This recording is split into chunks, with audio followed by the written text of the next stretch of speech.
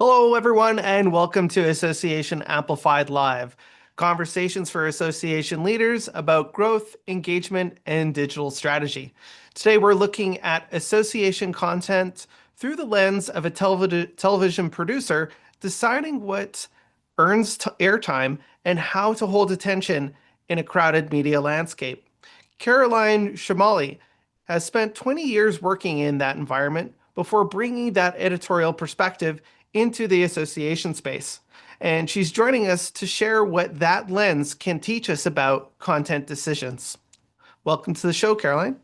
Oh, thank you so much for having me, Marcus. I'm so glad to be here to talk about associations, talk about TV, two things that I have really enjoyed having in my career. So thanks for having me. Excellent. As always, we've got time set aside for your questions, so drop them in the chat. And Caroline, let's get started here. Associations spend so much time inside their own work that it's easy to assume members are just as invested as we are. Proximity to organization can sometimes limit perspective, working so close to the work task at hand. How have you seen that play out, and what are the changes that folks can take away from outside voices such as yourself? Yeah, I think that's a great question. I think we've all experienced this to some extent, right? No matter if we're working in associations or a different industry, when we're close to a situation, sometimes we can be very tunnel vision, tunnel focused, right? We look at the task at hand. I think for creative organizations like associations, this is of particular interest, looking at how you can expand a little bit because, there's so many different paths to creating, right? There's not just one way to create something. And so I think it's a unique question to ask. I mean, I came across this a little bit in my work with PAR in the association space. I was exposed to so many different thought leaders when it came to business. And I remember coming across something from Kat Cole. She's the CEO of AG1, and I'm sure some of your viewers have heard this. She has what she calls the hot shot rule. And it's a way that she would pause from time to time and just say, if a top performer stepped into my role today, what's the first thing that they would change? And just that little bit of a pause of thinking about, what would I do differently if I was really excelling in this role? That can kind of shift a little bit of your thinking. And so I think with associations in particular, I mean, they're so unique in that there's so many arms of an association that needs to function at a high level for the mission to come about, for the work to be meaningful and matter. I mean, you have content, you have education, you have events, you have partnerships, you have membership, right? These are all like very unique, specific things that take place in association. So thinking about what a top performer in education would do if they stepped in, right? I mean, think about maybe a career educator who is used to working with students on really complex problems. How would they approach your association's education? When I think about partnerships, maybe someone who's really deeply embedded in the B2B space, what would they do differently? Events, I mean, think of like a tour organizer or someone who works really specifically with live events day in and day out. What would they do to your conference to make it more engaging, more energetic? And then, for content and that's the space that I live in. um, I think of, what would a TV producer do? And I had that benefit because I worked very deeply in television production for about 20 years before stepping into the association space, right? So how would I look at content a little bit differently? And I think that's some of what we'll talk about today. But I just think for associations, especially to pause and remember that you are an organization that creates. So it's important to think about how can you think about that creativity a little bit different. I think that's a great perspective. When you are in the trenches, just trying to kind of keep up with the, resources that your organization may be limited to, it can be easy just to get focused in on that finish line, which is just 100% understandable. But for really for all of us, no matter our position or organization that we work for, it is just a good tool in our professional lives to, I think, have that perspective in terms of let me take a step back and be a little self-critical about where I'm at. Am I too laser focused on the path that I've laid out in my previous time, right? Or can I pause, right? And now is a good moment to pause and think critically about, hey, is this the right path? Is this the right direction? Is there improvements that need to be made? Is there something I should stop being doing? I think that's really relevant, right? Often association leaders will kind of talk about the sacred cow. Every association has a sacred cow, and I think that's a lot falls along the lines of this. It's easy to fall into that place of, well, this is the way we've always done it. This is what we do. And having those moments, as an individual or as a team, um, kind of allows you that ability kind of to take stock of, you know, a program, something within your own department, a broader initiative inside of the association, say, hey, is this really providing value to members? Is this advantageous to us to keep on? That's just a big important part of, finding improvements.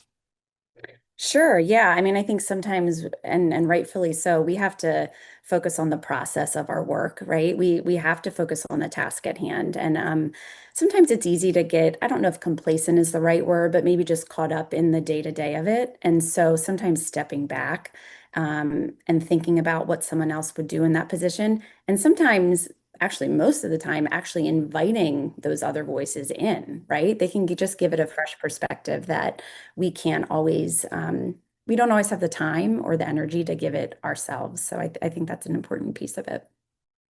How did working in live broadcasting shape the way you decided what was truly important to produce for the PAR audience?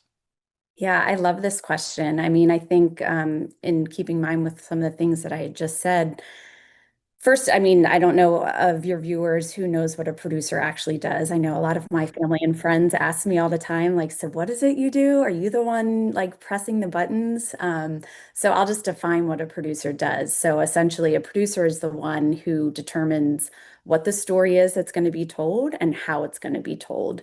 So when I talk about production, I'm going to give a lot of examples just about working on 30-minute live TV shows. In my case, I was in sports production for many years, so it was a lot of pre-game shows, post-game shows leading up to a game. So the producer is the one that says, okay, here's what's going to be in the show today. Here's where it's going to get slotted in, the different, A block, B block, C block, D block. Here's how we're going to tell it. Are we going to use graphics? Are we going to use sound? Are we going to use live interviews? So that's kind of the groundwork of what a producer does. And then they work with a team of people. You have a director, you have a TD, which is actually the one pressing the buttons. You have camera operators, you have graphics, you have editors. So it's really similar to associations. When we talk about silos and associations, it can be very true in a television environment as well. The producer is the one that really kind of makes sure that all of those pieces are working together to get your end goal, which is the show on the air in a high quality way.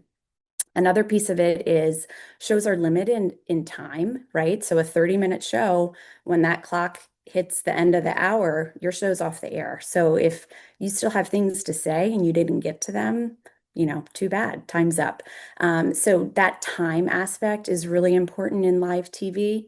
And so for associations, I think that really translated in a couple of ways. First and foremost, being a television producer, you have to identify the most important information of the day. And what does your audience need to know? It's not what is it that I want them to know, right? And I think sometimes associations get caught up in that. What do I want them to know about all these things that I'm doing? It's more so, what do they need to know? What do they need to know to be able to be informed, to be able to do their job better? So I think that's an important piece of it. In order to do that, you have to know your audience, you have to know your industry. So in sports, what does your audience want? In associations, what does your audience want? You have to stay educated. In sports, same thing. Well, what's going on with the team, but in your association, what's going on with my industry? So making those decisions is really critical. The other way that it showed up is kind of like I said, with the way that I would plan a rundown in TV is similar to, determining how your stories are told in associations. I think so often we'll say, okay, this is important. We've checked that off. Like this is something our audience needs to know. But then maybe we'll focus right away on let's make it a webinar or let's just throw it into our conference. You need to be intentional about the stories that you're telling and how you're telling them. Not everything should be a webinar.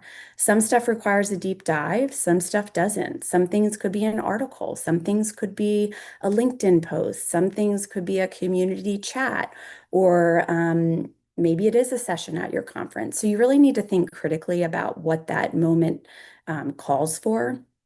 And then the third piece I would say is I think it's really important for associations not to overlook the quality of their content, right? So if you are doing something with video, it needs to be up to a high quality. People tune into what they're seeing and they respond to what they're seeing and what they're hearing, the quality of the production, before they listen to what's being said. So, for instance, what you're doing here, this is great, right? This is a great format to have a conversation. We're engaging with one another, we're going back and forth. It's a lot different than me just coming on, speaking to a blank screen in a webinar, having some maybe PowerPoint slides. So I think that associations can really benefit from that approach of making sure that your production quality is of high quality if it's in video. And then if you're writing articles or LinkedIn posts, you got to make sure those visuals are important too. So I know that's kind of a a long-winded answer, but I would say those three things: identifying the stories that need to be told, determining how to tell them, and then making sure you're keeping them at a high quality. Well, I think that's great advice. I mean, it really starts with understanding your audience in terms of what is even going to bring value to them. Going back to even the first thing we talked about, if you're disconnected from your audience, you could think that, spend a lot of time going down this path, but maybe what's happening right now today, something has transpired that has their attention. So, being plugged into your audience, your membership, what conversations are they having amongst themselves, and knowing that you're plugged into where their gaze is. And then, of course, choosing for the format that's applicable. I couldn't agree more that, not, operationally, we have to think that, this just makes sense, is that, most associations have like a couple channels they kind of stick to, a couple different formats. And that comes out of like a feeling of comfort, competence, um, but it's also important to say, what other kind of formats can help us in terms of getting the engagement that we're seeing, right? Yeah. Um, if your articles aren't getting great engagement, I mean, that's a point to say, well, is it the topic question, right? Or is the quality there? But perhaps it's like your audience, maybe based off their profession, maybe they only typically have a 30-minute window to engage with you on average during the day. Maybe you want to create something that's shorter format, but is able to be consumed a lot easier, maybe on the drive into work. Like thinking about the formatting is also very important. Yeah, I think to your point, I think it's really important to be willing to try new things. It's okay to deviate from those formats. I mean, those formats do serve us, right? We need those guardrails Mhm. sometimes in place, just from a functionality standpoint. But it is important to try new things. I mean, sometimes when I was producing, we would try different segments. Maybe it was I remember one time. Again, I was in sports, so we just looked in live at batting practice, and I had an analyst come on screen and talk about, here's what this player is trying to do right now. Look, all these balls are going to left field. That's what he's doing. Okay, now they're all going up the middle. Here, look how he adjusted his hands. I mean, that was just like something we tried on a whim, and it got such great feedback that we started incorporating more of that. So I think associations can do that too. Try different formats, try different approaches. And another thing you said too, sometimes we're very specific as the structure that we have in place. You have to be willing to deviate. There's times when I would go in with a rundown for the day, and I remember last year heading in, and that afternoon the manager was fired. Well, the story of the day, what my audience needed to know, that changed, right? Now the need shifts to, all right, this is our new focus. That whole thing gets ripped up. We create a new rundown and we put a new show on the air. So audience needs changes. They change. And I know in the association space in particular, think about what went on really earlier this year, just with like a lot of different executive orders impacting associations. If your association wasn't willing to deviate from the content you already had, that's a really missed opportunity, right? Again, going back to what does your audience need to know? You really need to be in tune with that. Yeah, absolutely. I have a couple of examples in mind. I won't be specific with who the associations are, but we have some associations that are close to us that during COVID, I mean, no, everyone's sick about talking about COVID, but during that time, I mean, their engagement blew up because their members were really counting on them to provide them, especially in those early days of what the heck's going on? How is this going to impact us? What am I not thinking about yet that I should? So, making sure that you're topical and kind of locked into what's important to your members is really important. Absolutely. So in live TV, every production decision has a financial reality behind it. How did you find that experience shaped the way you thought about the relationship between content and revenue when it comes to the association space? Was there any sort of inspiration there that you drew from? Yeah, well, here's the revenue piece, right? And this is really important. Um, I think in TV, it kind of comes down to you have the leadership of the network, right? What they perceive as important when it comes to revenue, and then you have the production team, how they perceive revenue is different. So there's kind of this dichotomy, and I think associations would find that that's really similar, right? Leadership thinks a little bit differently about revenue than maybe the people that are carrying out the tasks day in and day out. I'll just talk about from a TV perspective real quick and then maybe apply that to associations. But in TV, the leadership, they're focused on the bottom line. That's the number one priority.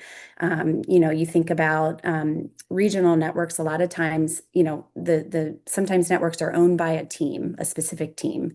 And the network is really beneficial because the more revenue that network makes, the more that can then be poured into that team. They can sign bigger player salaries. They can make greater updates to the ballpark, to the development. And then even other networks, you think of ESPN or some of the, ABC, CBS, NBC, those are just money-making entities, right? So they have to focus on the bottom line at all times. And so the way that they all do that, specifically in the sports world, is you know, they identify that money maker. And in sports networks, that is the game, right? They are there because people are tuning in for the game broadcast. That's what their fans want. And so they focus their time, their energy, their resources into making that the best product possible. They're going to invest in the on-air talent. They're going to invest in the technology. They're going to invest in the production staff, really just to elevate that because that's going to get you more audience tuned in and it's going to get you more advertisers. And that's where your money's coming from, right? Another thing that I think great leadership does within television is they take that one big thing, they take that game, and then they expand upon it. We can have this show, we can have this pre and this post game show that stems from the game. We can have these simulcasts that stem from the game. Maybe it's a magazine style show with like great features, but it all goes back to that one thing and that moneymaker, and it's all there to support it. Then you have the production teams who are so focused on the storytelling. That's their bread and butter. They're less focused on the revenue, but I think where this relationship really works is when you have leadership that's aware that they need to make the production team aware that revenue matters. So in telling them, hey, if you get in this sponsored element, you get in these billboards, you get in this sponsored interview, this sponsored graphic, these things have all been sold. And in doing that, we can now give you more resources. That story you want to tell, right? That requires resources. I remember there was a story I wanted to do once and it got all the way up to the top of the network and they said, this is a great idea, let's do it, but we have to sell it first, right? We need that financial resources to be able to do this. So where it all comes together with associations, I think they can have that same mindset. Leadership needs to be concerned with the bottom line, but they need to convey that to the rest of the organization. Hey, we're doing X, Y, and Z, but it's all because this is going to make your job even better. We're going to be able to do even more things to reach our mission. We're going to be able to access even more potential members. Our audience will grow. And then they also need to identify that one big thing. So for a lot of associations, it's your annual event. For other associations, maybe it's your certification programs, your certification prep. Maybe it's your thought leadership. Maybe you're really on the cutting edge of just getting new information into your members' hands. Whatever it is, I think associations need to take the time to identify that one big thing. And then they need to work to build things off of that, right? So just like in TV, the big thing is the game. What's stemming off of that? If it's your annual event, how is your content supporting that event? How is your content stemming from that event? So I hope that helps in just kind of thinking about revenue. It's leadership's job to set the stage, but it's leadership's job to really inform the rest of the organization as well. Yeah, I think that's a great perspective. Like we were mentioning before, so many different departments in the association are very locust, very laser focused on um, something hopefully very narrow as they're able to focus on it deeply. And it really takes a strong leadership to be able to balance the nonprofit mission focus of an association with, some sort of business responsibility because, you can't help anyone if you only have a sandwich in your pocket, Right. there has to be a balance between um, having a good revenue strategy so you could fund all those initiatives that are really going to support the mission in the first place, the reason why everyone's around the table. So being able to balance those things hand in hand are just so important. And on the advice of, what's your core and how do we build off that? That resonates with me greatly. I mean, we've seen associations generate a lot of revenue and get great engagement around events, and that often just stems from a very pointed period in time. So you have the association working tremendous hours throughout the year to be able to deliver a world-class event. They generate a bunch of revenue, it gets a bunch of engagement, and then it kind of turns into vaporware off of that. Well, it's like, how do we build momentum off of that event and be able to, for like you mentioned, capture content or produce content in and around those things that we know people are really engaged with, right? How do you bring that outside of the conference, for example? And that also goes for revenue, right? The sponsors showed up to exhibit, to be able to connect with the membership, assuming there's an exhibit hall, are looking for solutions to problems. How do we be the enabler of that in a way that's both healthy for revenue and also healthy for providing value to members? Yeah, absolutely. I couldn't agree more. It's really important to identify that piece. And then, like you said, keep it going throughout the entire year. So associations often or can underestimate how limited their membership's time really is. How did your experience in broadcast, where, I mean, we're talking down to seconds here, can shape the way you think about earning and respecting time? Yes, Marcus, this is my favorite topic. I mean, I think we're doing such a disservice to our members if we don't really prioritize and value their time. I think, it's human nature. Sometimes we're so caught up in, all right, here's what I need to do, here's the information I need to get across, that we forget that oftentimes people are giving up, in the case of events, days to come and join you live on site for an event. In the case of, webinars, if that's something your association is doing, it's an hour of their time in the middle of the day when they have a lot of other stuff going on. So I just firmly believe if someone is giving you their time, you really need to give them back the highest value possible, right? Because it's just a responsibility that you have. So, I think this is really valuable for associations and events and webinars. I mean, I'll say I think webinars have their place. I'm not exactly sure where they fit into the future of the association ecosystem. I'm not a huge fan of them just because I don't think that they're a lot of associations, I don't know that they're doing them in a way that is of the most value, right? I don't necessarily think that that's how people learn as much anymore.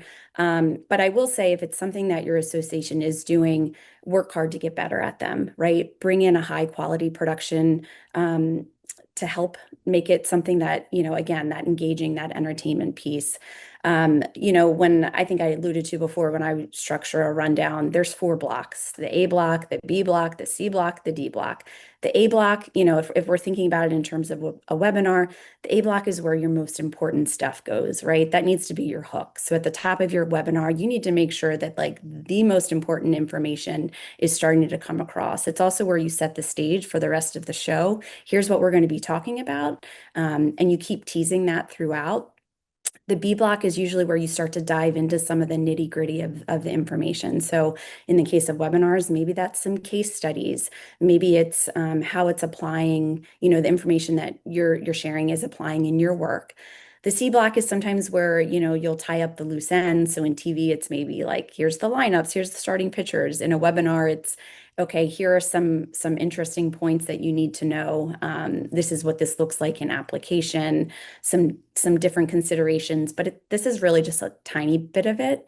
And then the D block is really my favorite because that's where you want to just save some of the best stuff for last, right? You entice it at the start of the show, and then that final space is the space where you're telling your audience you're sticking around because if you do, there's a payoff. So in a webinar, maybe it's a Q&A session, maybe it's, my top 5 tips for X, Y, or Z, maybe it's a big announcement. Think about it, think of what will work for your association. But the last piece I'll say is, I think the time limit is really important. I've produced live shows that have been 90 minutes in length versus shows that have been 30 minutes in length. And I guarantee you those 30-minute shows are more engaging, more interesting, more action-packed because, the longer you go, the more time you're filling. So it holds you accountable. Keep them to a short length and hold your speakers accountable for the information that they share. So those are my kind of quick tips. And one final thing would say on that is just make sure the output matches the description. So if you're doing a webinar and you're describing this is what we're going to be talking about, sometimes we write those real quickly just to get it up on the website. Revisit that and make sure that the final output that you're going to share with your audience is matching that. Because if people come expecting one thing and they leave not getting it, that's a real quick way to get them to kind of tune out and change the channel. That's excellent advice. When you're setting expectations for people in a attention economy, if you will, if you don't meet those expectations, you're just going to disappoint them, and it's going to be a lot harder back to earn their trust in terms of giving their time and attention back to you. So we covered a lot. I have a ton more questions I wish we can get to, but I gotta stop, and we got a bunch of questions here from the audience. How's that sound? Do you want to take some Yeah, it questions from the sounds great. audience? Sure. Okay. So this is a bit of an open-ended one, but I think it is an interesting one.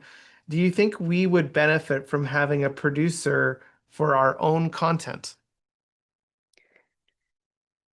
Do I think you would benefit for having a producer for your own content? I mean, I think you would benefit from taking a producer's lens. I think there's a way to, there's some training that goes into that, but the more you do it, the more you exercise that muscle, the more you'll know how to do it. But yeah, I think content needs to be intentional. And some of the things we discussed today, a producer can help you be intentional about how you decide what content you're sharing and then how you set it. So yeah, I think either having a producer, sure, find one, or training yourself to do it is a great idea. Excellent. We have another one here. Do you see content planning and production should be centralized so that someone is looking at the messaging and education and determining the right length, medium, and also consistency of tone treatment versus individual departments operating within their guidelines?